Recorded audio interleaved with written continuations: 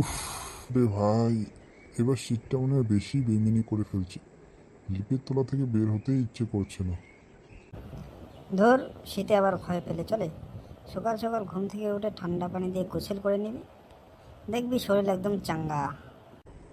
কি? ঠান্ডা পানিতে গোসল? ভাই রে ভাই, এই শীতে পানিতে নামলে মনে হয় কারেন্টের শক খাচ্ছি। তুই ঠান্ডা পানি দিয়ে গোসল করতে বলছিস? উম, না মানে আজকে তো শুক্রবার, জুম্মার দিন ছাড়া গোসল করা ফরজ নাকি? ভালো করে সত্যি করে বলতো পল্টু, তুই কবে শেষ গোসল করছিস?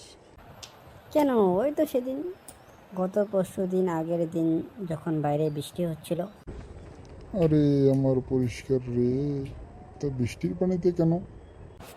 আরে আমার বোকা রে, বৃষ্টির পানি তো উপর থেকে পড়ে, তাই ওটা অটোমেটিক ঝর্ণা হয়ে যায়।